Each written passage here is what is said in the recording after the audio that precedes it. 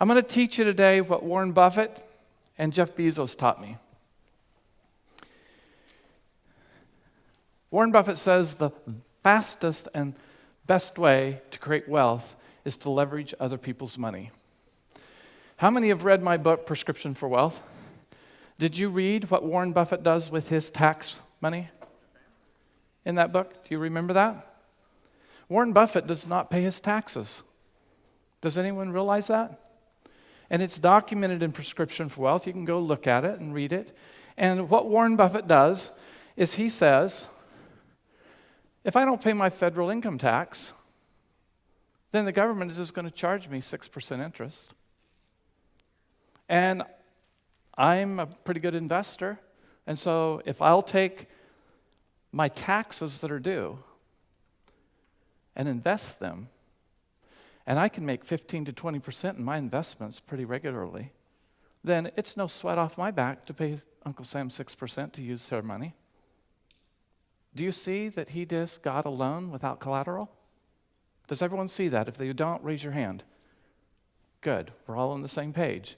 So, here is Warren Buffett's taxes. We're going to talk about this.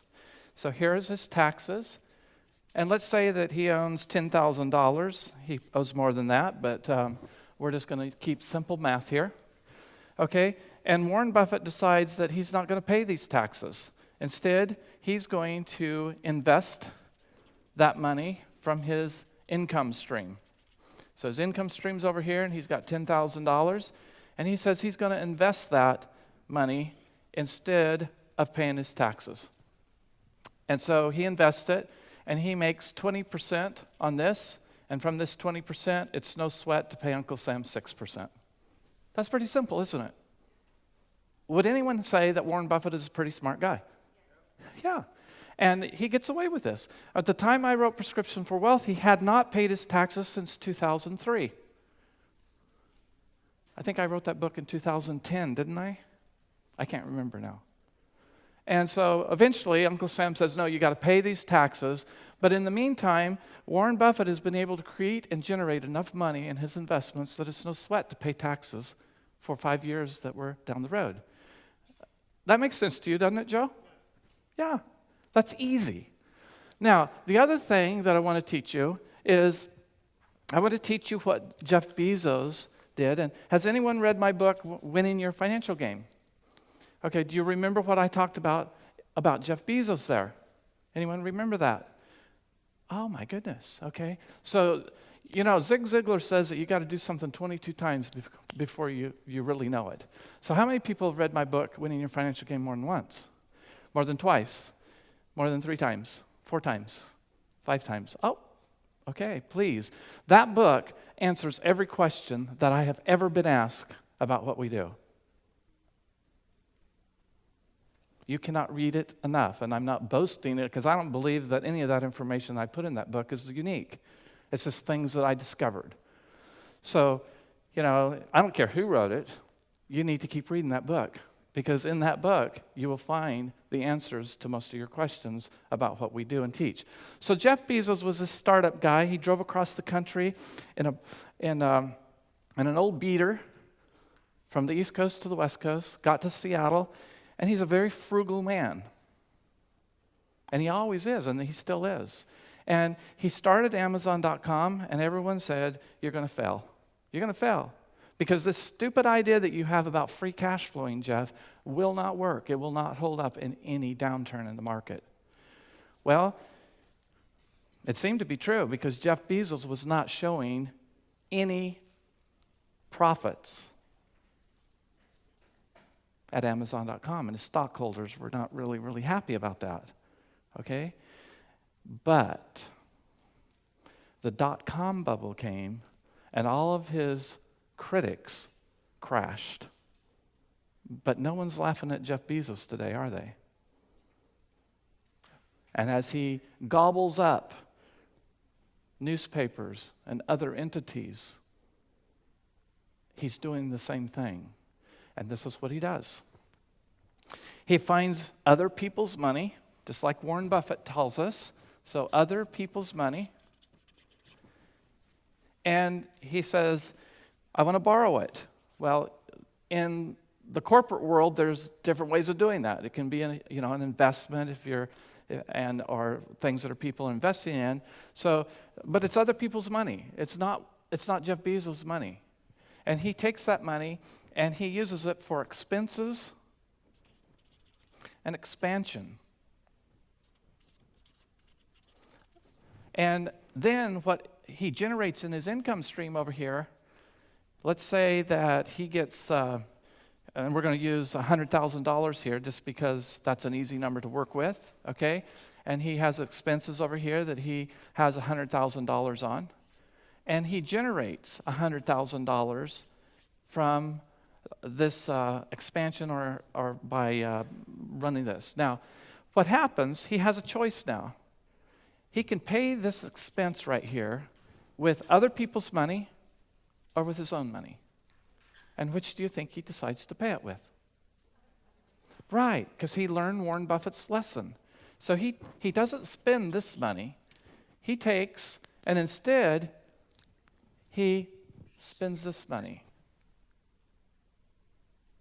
That means this money right here isn't spent. Does everyone follow me so far?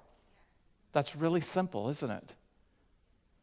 And then he says, boy, I could afford to pay all this back to these other people right away, but then I would be like Jim Casper, CPS, said, I would be dead broke. What is the most important thing in any business or any household to keep it afloat? Cash flow. So Jeff Bezos calls this concept free cash flow because instead of paying $100,000 back to these people, he says they're going to be happy if I pay them $60,000 back this year and $60,000 back next year because they made a profit, didn't they? And if I just pay them $60,000 back this year, then that leaves me $40,000 of free cash flow in case Amazon.com has some expenses that come up and it won't make us go bankrupt. Isn't that genius? Folks, that is the perpetual wealth code. I didn't make it up. I don't think Warren Buffett made it up, and I don't think Jeff Bezos made it up. They just discovered it. And this is something that used to be taught in our public educational system until 1913. And if you read Robert Kiyosaki's book, Conspiracy of the Rich, he says that it was taken out of our educational system by the Rockefellers and the Carnegies. And you go figure the rest of the story. Okay? Now, we combine the two of them. You can go out on the street and you can beg, borrow, or steal other people's money. You can go to relatives and you can borrow their money. You can save up your money in a 401k, an IRA, bonds, stocks. You can save your money anywhere. But you get money somewhere other than your income. So this is other than your income. Your income's over here. Okay? And you've got expenses to meet. So if you've got expenses of $10,000 that you have to meet, and you can generate that, you can buy what you need, can't you? But what did our friend Rabbi Lapin teach us? Blood and money are the same word, right? Is that bleeding to death or not? Yes, that's bleeding to death. So let's stop the bleeding. Let's stop spending our income. Instead, let's use other people's money. I don't care if you have to get a bank loan to do this. It works. Okay? We're going to leverage other people's money to meet our expenses. And then we're going to take the money that we didn't have to spend to get our goods and services, and we're going to pay these people back just like Warren Buffett and Jeff Bezos do. Is that simple or is that simple? If it's not simple, please raise your hand because we need to go over it again. Did everyone get that in this room? Amy. You're saying don't use your income to pay your expenses, use someone else's. But when I look at that chart flowing, it brings me back to we pay that in a premium. So it is still our money, isn't it? Very good question. Would someone get a mic so she can repeat that for the live streamers?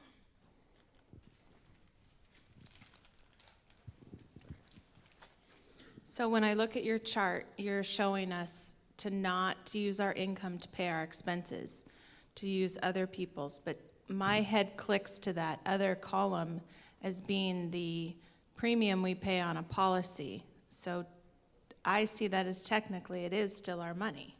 Very good. And you're one step ahead of me. But in this example on the board here, we're not talking about any premiums yet. We're just talking about if you went down and got a bank loan, or if you borrowed money from Mark over here, you could pay him back, just like Warren Buffett pays his taxes back, and Mark would get very happy, wouldn't he? Would you agree with that? How about you, Chris? Right here, just a moment.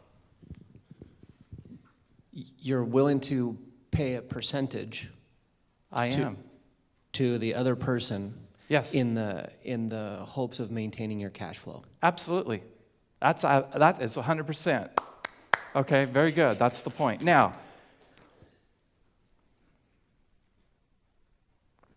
Dr. Chris, I know you love to help people. Dr. Amy, you do too. Would you work for free indefinitely? You can't afford to, can you? So your money is an extension of you. It's a spiritual reality. It's not, we can't separate ourselves from our money. It's not some filthy lucre like we've been taught. It's an extension of us spiritually. Now, why should your money work for free? Interest is the fair wage of your money. If you won't work for free, don't let your money work for free. And we're going to show you how to do that right now. All right? Is everyone with me so far? Is this simple? Good. All right. So now we're going to add the next phase. The next phase is we've been talking about the 10-20-70 rule all weekend, haven't we? And what in our life do we have to save? Otherwise, we're expecting someone else to take care of us in the future. Say it loud. 10%. If we are not saving 10%, I guarantee you do the math, you are expecting to be a welfare recipient. There's no other way around it. We have to save it. Are you worth at least 10% of what you generated? Yes or no? Yes, raise your hand. Then prove it to yourself. Start putting it away. I don't care if you put it in a 401k, an IRA, a bonds, mutual funds, investments, but I will tell you this, if you do not put it in participating in a life insurance, you are risking your savings. Like we talked about the other day, life insurance like we design it is the only thing that's 9 out of 10, folks. Everything else is only shooting a 4.5 at best. Where do you want to park it?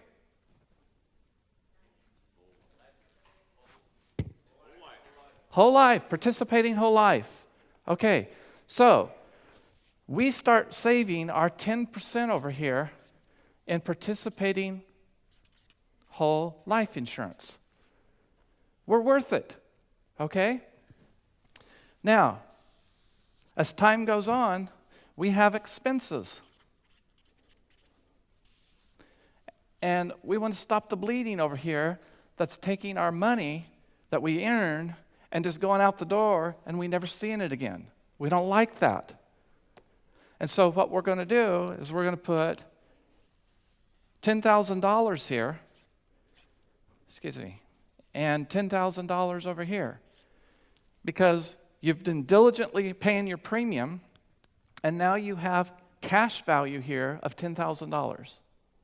Now, initially, like in year one, you probably had to pay something like $17,000 to get $10,000. And why is that? Can anyone tell me why you don't get 100% back of your premium dollar in the first year? Ramon, Mike, please.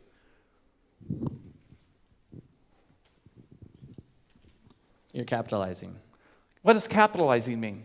You're buying something, What are you buying? an asset. What's the asset? The insurance. A death benefit. And if you die after you pay $17,000 and you have a death benefit of like $400,000, that's a $4,000 or something, 4,000% return or something on your money, right? That's a good investment, although I can't say that because it's an asset purchase. And it's a guaranteed asset purchase because it's a contract that cannot be broken. And if you die, they have to pay that to your beneficiaries. But because of the way that we design whole life insurance, we can make a big chunk of that $17,000 available because we make it by permanent insurance instead of renting insurance. Now, if you buy a house and you put $50,000 down on it, when can you take a home equity line of credit out of that house?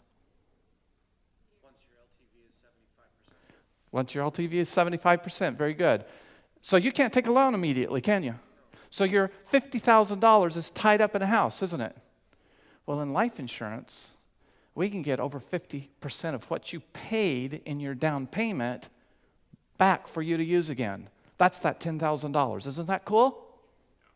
That's cool. And it gets bigger every year, just like the equity in your house grows every year, if the market stays up.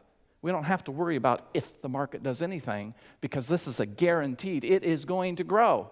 There is a guaranteed column in your life insurance policies that says it will be this number on this date guaranteed or we violated our contract and you could sue us.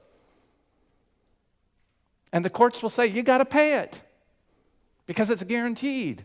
It's a contract. Now, with this, we could pay our expenses if they're $10,000, but throughout the weekend, I've been saying, who makes the most money in the world? Banks. And what are banks? They are money managers. I can't tell you to be a bank. It's a violation of Federal Regulatory Act. But I can tell you to be your own money manager. So I want you to be your own money manager. So this is you right here. And it's you as the money manager of your own money. And the money you're going to manage is this over here, your income. And to do that, you're going to leverage someone else's money. This is not your money. It's only your equity. And so here is a product that XYZ Life Insurance issued. They are guaranteeing that you can use their money, Amy, not yours. Their money. Because your money stays in the policy. But because you have this death benefit that's 4,000 times more than what you paid for premium, that's good equity for them. And they're going to let you loan against it. Does that make sense? Okay. And now, when you borrow that money, you as a money manager have a choice. Do you want to spend the income that will never see interest again in its life? Or do you want to send this money like Jeff Bezos and Warren Buffett do? Which one do you want to do? Let me hear. Money manager. Anyone want to be like Warren Buffett? Raise your hand. Jeff Bezos, raise your hand. And when you do that, this money over here did not get spent. And so you have the opportunity to pay it all back to the money manager's account. And if you do it, I'll fire you.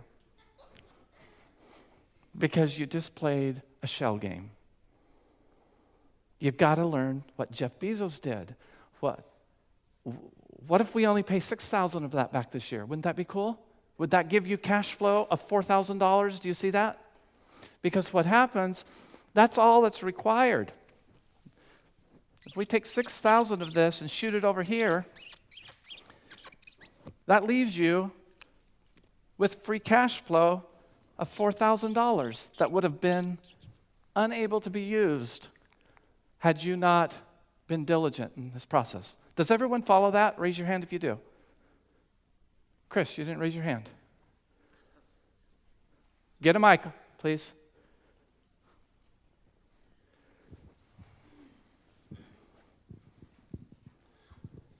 So I agree, cash flow is king, but there comes a point where now your cash flow is fine. Why aren't you going to Pay it all back? settle that debt?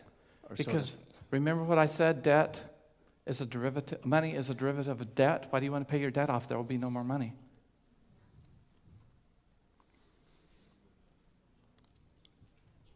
It's a hard concept for us. We've been brainwashed. I'm sorry, but that's the reality. We have been brainwashed. Okay. Okay? So let's take this a little bit further, and I'm going to come back to that, and let's see if we can't clear that fog of brainwash out of your mind. Okay? Now, in this case, remember, you borrowed the insurance company's money here. This wasn't your money. That was just the equity that was there, and they let you use it. So what is your premium dollars, your $17,000 that you put in that policy? What has it been doing all this time? Earning what? It's been earning an internal rate of return. And folks that came out in the breakout session yesterday, what was that internal rate of return? It was 4.35, wasn't it? Does anyone want to throw away 4.35% rate of return guaranteed? That is a guaranteed internal rate of return. You can read it right on the contract. So all that $17,000 over here has been earning a 4.35 internal rate of return. While you got to spend someone else's money to get what you need in life so that you can pay back less money and still have money. Does everyone follow that? Does that help, Chris? Starting to make a little sense? Perfect. When have you ever paid back any payment with principal and interest and had the money to manage again? Never. It always goes to someone else. So we go back to the slave mill, and we work and we work and we work and we work and we work so we can have more money, so we can go spend it, and it flies out of our life forever. And we never see it again. So now we've got a system where we can start trickling it back toward us. And I say trickling because this isn't the sprint in life. This is the marathon. And you start sprinting in a marathon from the start line, you're not going to finish the finish line, are you? So, because you borrowed someone else's money at the end of 1 year, the insurance company says, hey, you took a $10,000 loan out against your policy last year, and that's cool. We like that. Because when you do that, that makes us more money. How many people in here don't mind paying the insurance company money? Perfect. And the rest of you are going to find out why we don't mind. Because this is a mutual company. It's a company that when we pay money back to them and make them a profit, they share in those profits with us. It's like owning your own restaurant. And I'm picking on you, Chris. Do you mind? No. Okay. You own a restaurant. Okay. I own a restaurant. We're side by side. And you're smart, and I'm stupid. Okay? And I eat at my restaurant, and I never pay at the front desk because I'm the owner. I've already paid for that food. I pay their wages. They need to serve me. Okay? You're smart. You realize that someday you're not going to run that restaurant. You're going to have to sell it. And when you and Amy and your kids eat at that restaurant, you pay at the front desk, you tip the waitresses, you make sure that that operating expense is kept profitable. You don't want to go in the red. Now, we turn 65. I try to sell my restaurant. You try to sell yours. Who's going to get the highest price? You just answered the dividend question. Why do we pay interest to the company? Because we own it. Does that make sense? Is this helping? Perfect. So we pay interest to the insurance company. We pay them something like $400 of interest. Oh man, where am I going to get that money? Aren't you a money manager? Let's take it from here. Okay? Let's just send it over there. And we send it along with our premium, which is what? our 10% that we're proven to ourselves that we're worth it. Does this help? Is this making sense? Does everyone get it? If you do, raise your hand. Where does the new premium come from? The new premium comes because you're worth 10%. And you purposed, before you ever bought this contract, I'm going to save 10% for the rest of my life. Does it come out of my income or out of my money management? It comes out of your income. Comes out of your income. Very good question. You want to ask that question for the people on the live stream?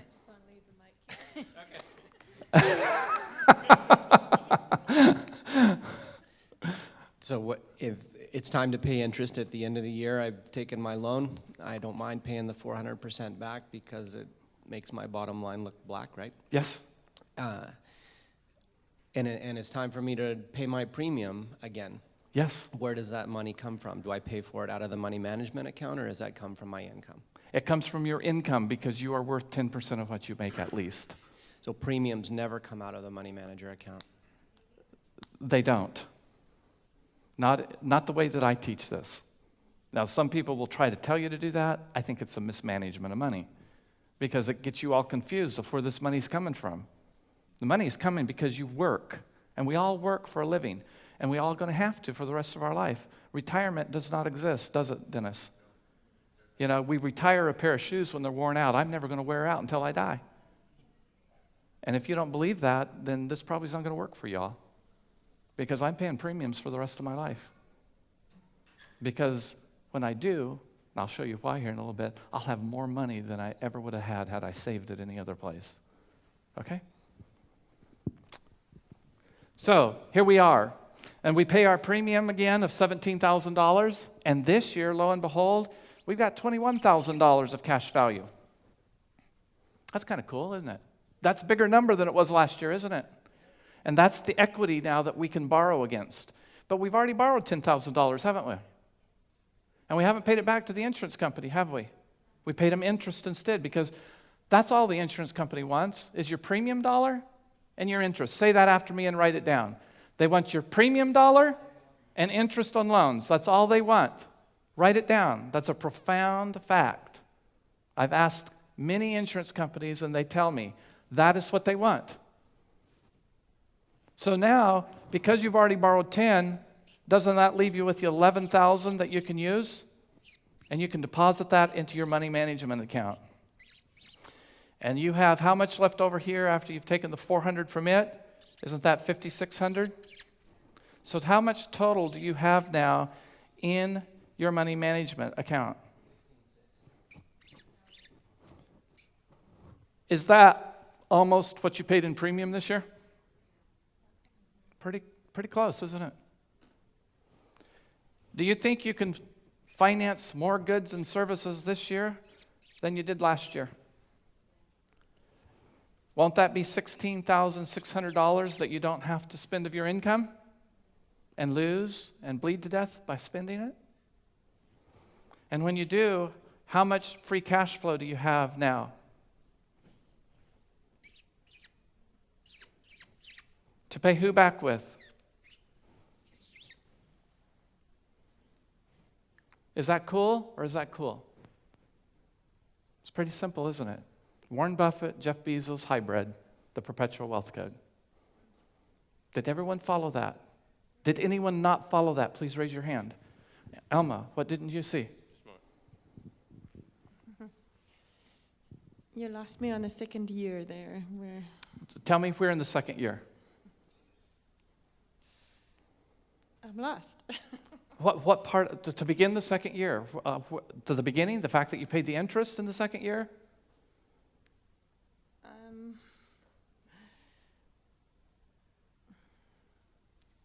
Just how you manage that from... Okay, let's just go over it again real quick. Okay? You had $6,000 you paid yourself back to your money management. You follow that so far? We took $400 of that to pay the interest for the second year on the loan that you had. Okay? You paid your premium, $17,000, and your cash value went to $21,000.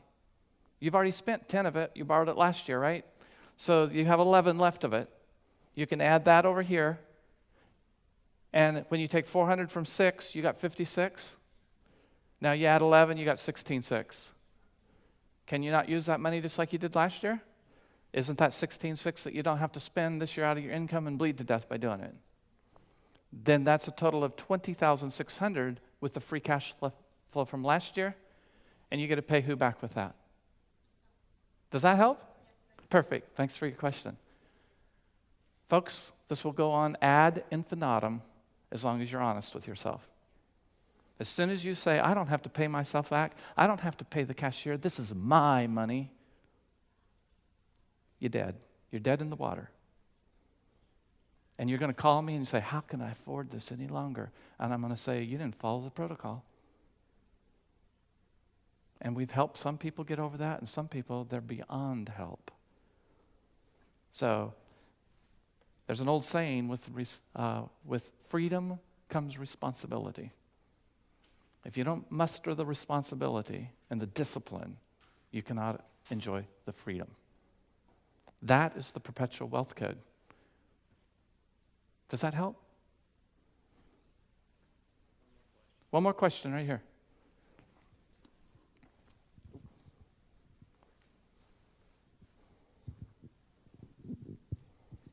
The insurance company cares about my premium and my interest. You got it. And we're going to do this cycle infinitum, you just said. Forever. At what point does the loans that I have taken out, at what point do they care about that loan? I have over $2 million out of my policies right now. They don't give a hoot. I'm paying them the interest and my premium. Is that money I've spent twice? Probably multiple times. It's given my kids and my wife a huge death benefit. So That's why. that never gets settled. I don't want it to be. Warren Buffett doesn't ever want to pay his taxes. He just does it because the government says, we're going to jail you if you don't. The contract says I don't have to. It's an interest only for life, guaranteed. Now, if you don't pay the interest on that loan, it's going to eat you alive because you're going to be paying compound interest on compound interest on compound interest. So interest and premium is all they want. Yes? So if you pass, then they take the money that you borrowed against the full amount, which is usually $1 million. Yeah. So you may pay $2 million, but you're getting $40 million Right. from the life difference. Yes. Okay, now it makes sense. Isn't that cool? Would you say that again for the people on the live stream? Because you work in the life insurance industry. Yeah. So what happens is that you have the loan still, and it's going to be forever. Just like you have to pay taxes forever, so get over it. It's going to be there. So once you die, the money you owe, if you owe the 11 or 10 or whatever, they're going to take it off the death benefit, which has already exceeded what you owe. So it'll take, 10,000 off of $1 million, but you're still ahead of the game because your death benefit's going to be way more than what you owe them. And that, what she just said right there, is why I say, I'm spending my death benefit while I'm alive. And I love it. This is life benefits, not dead benefits. Thank you.